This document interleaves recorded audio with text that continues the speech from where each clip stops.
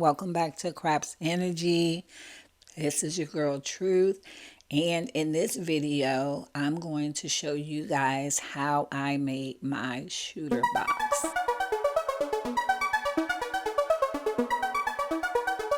If you have been following along on this channel, you might remember that back in 2020, at the height of the pandemic, everything was shut down, including the casinos.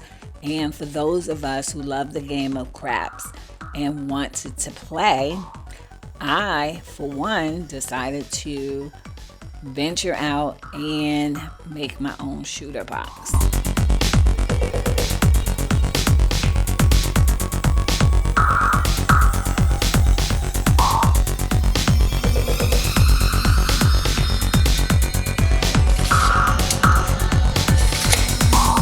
The first thing I decided to do was to grab some scrap pieces of wood that I had laying around the house from some other building projects that I had. And I really wasn't sure what size box this would turn out to be. But one of the first things that I decided to do is to just take one of the pieces of wood and to divide that in half, and based on those measurements I would build out my box.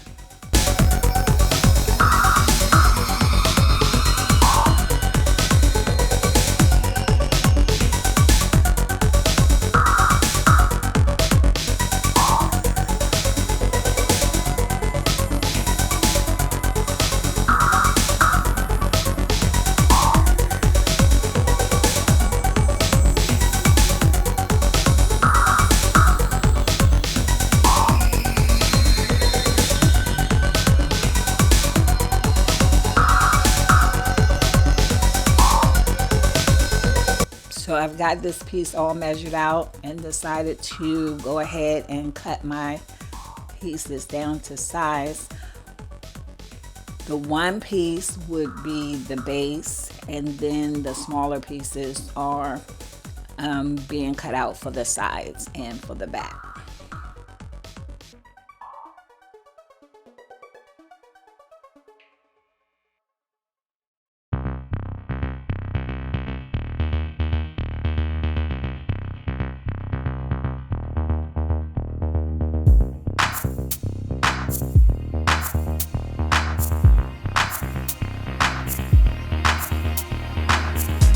Now, like I said, I took some scrap pieces.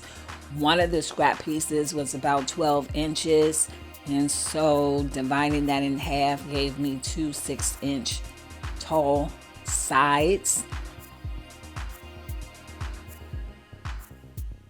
And from there, I'm building my box.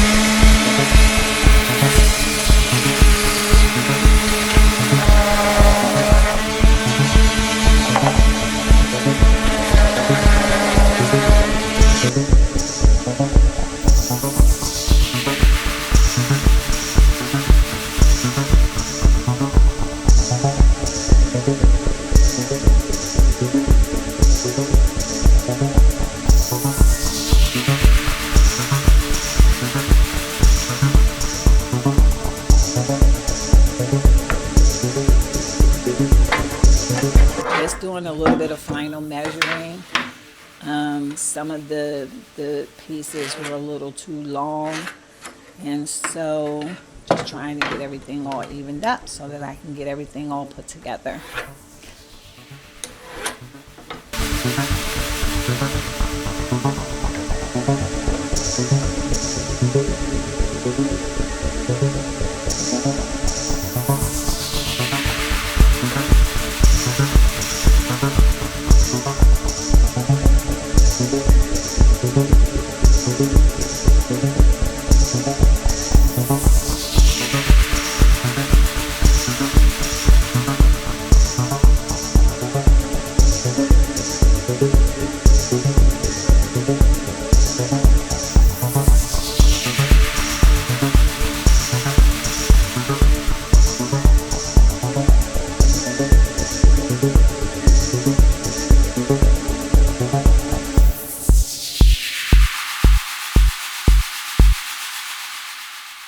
This right here is my first mistake. So I should know by now that when you screw in too close to the corner that it's going to split your wood.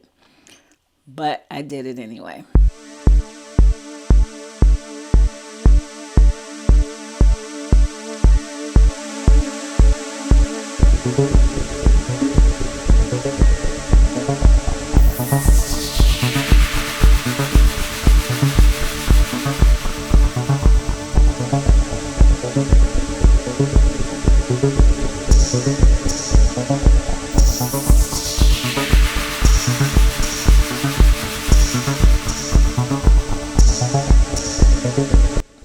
So here I'm just trying to fit the sides of the wall together, making sure that they're even and lined up properly. They're fitting nice and tight against the back wall so that I can get those screwed in.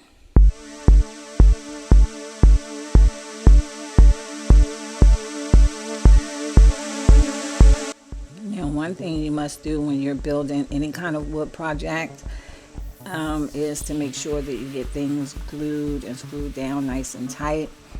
You don't just fasten things together with just screws and nails. You need to make sure that you use a little bit of wood glue in between. That helps to secure it and also helps to hold it in place while you're getting your nails and your screws done.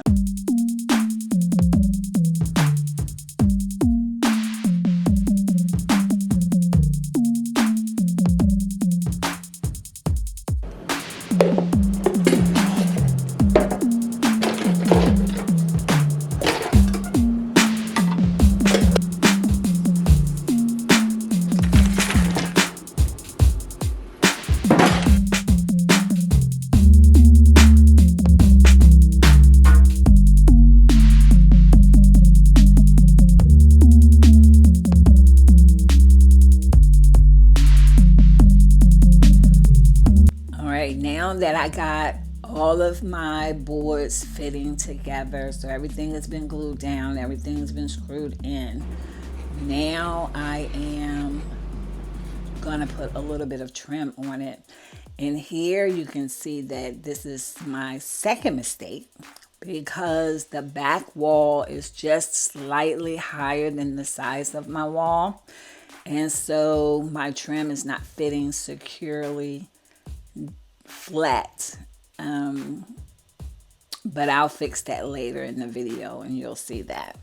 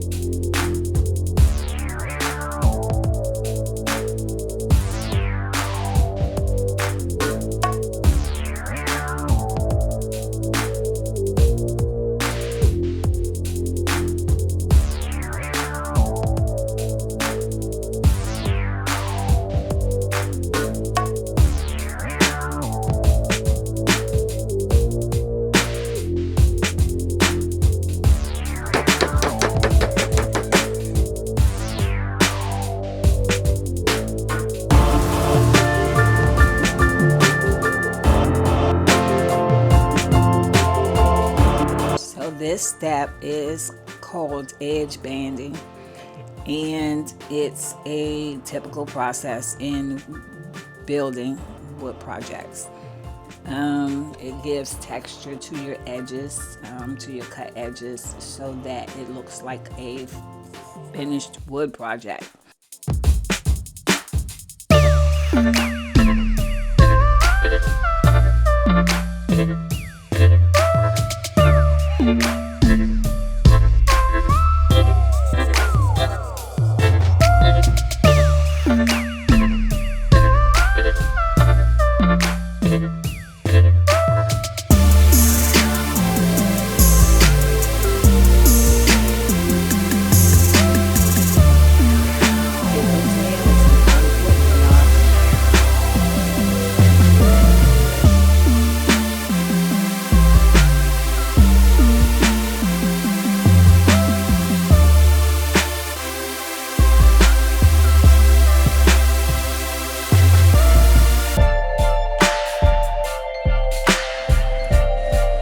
So the edge banding has to be ironed on. It has a layer of glue on the backing, and so you iron it, it heats up, and it sticks to your wood, which is actually really nice, because otherwise you kind of have to end up doing a lot of sanding, and then you gotta try to figure out how to hide those edges.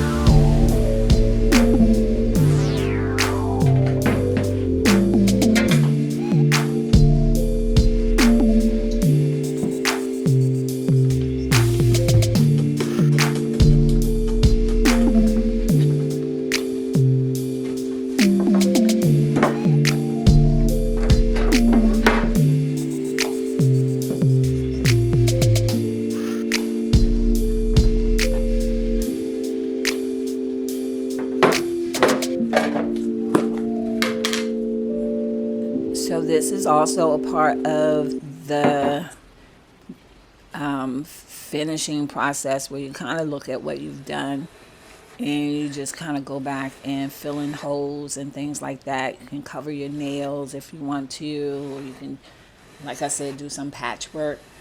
After you do this portion, there's some sanding that needs to be done to kind of smooth everything out, and that basically gets it ready for painting.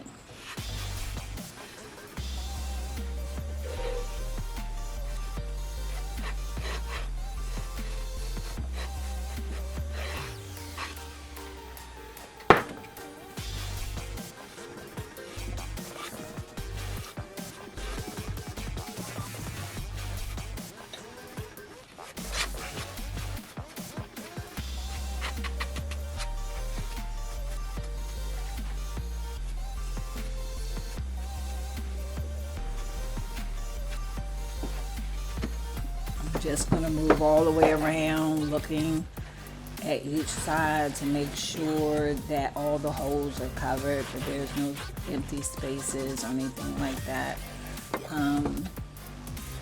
Make sure everything gets filled in, and then, like I said, I'll sand it so I can get ready for painting.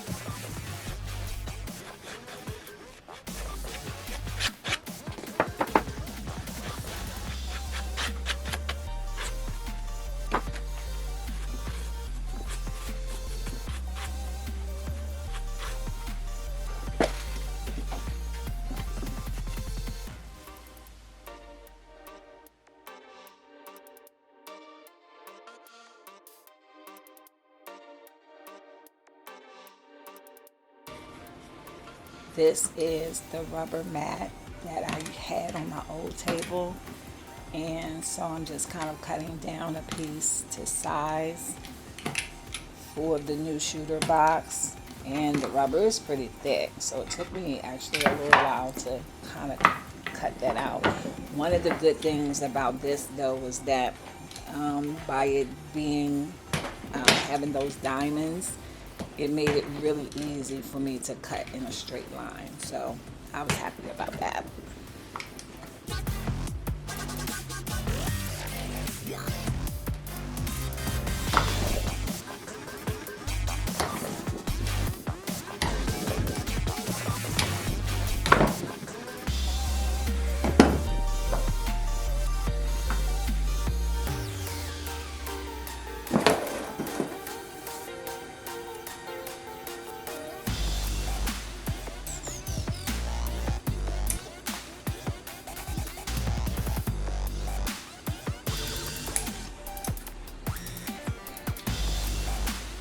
You go into the casino and they say, make sure you hit the back wall. It's because it has this rubber on it that causes the dice to roll, to make your dice roll a little bit random. And so I saved this piece of the table because of the rubber. And the plan was to build me another table, bigger and better. Now, other than measuring the length of rubber that I needed, I didn't do much else. It wasn't until trying to actually fit it in the box that I realized that I needed to cut it down some more.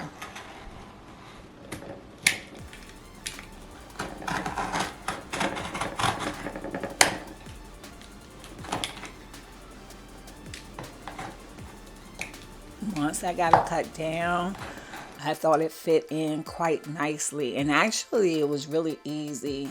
Just cutting that thick rubber piece off the bottom was the perfect size. I didn't have to do anything other than that. Unfortunately, the way that the diamonds line up, if I cut a row of diamonds off, then it'll be too short for the back. So I decided to keep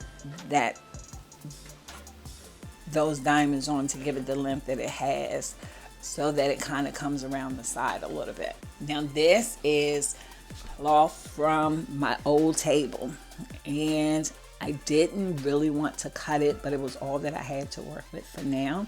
And probably in the future I'll order me a different kind of tablecloth.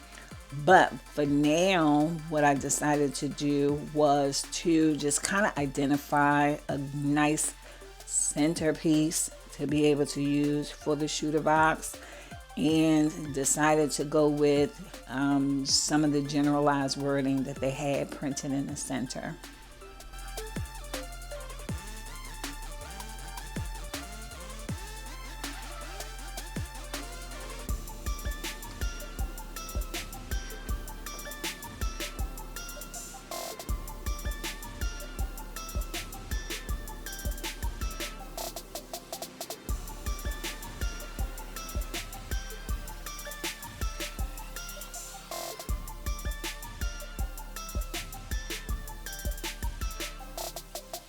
This part was fairly easy, wasn't terribly difficult at all. You just have to be creative and make sure you cut straight. So I pinned everything off to line things, and then kind of followed up with a little bit of trim afterwards to make sure that everything laid nice and flat.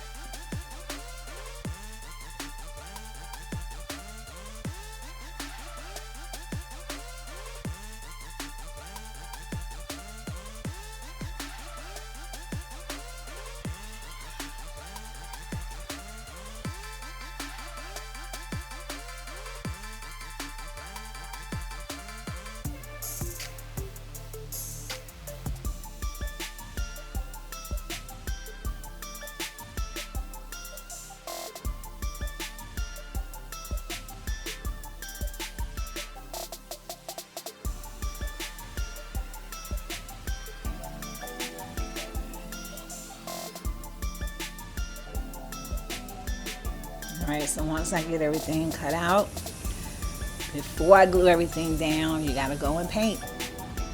So a little bit of quick spray paint was just what the doctor ordered.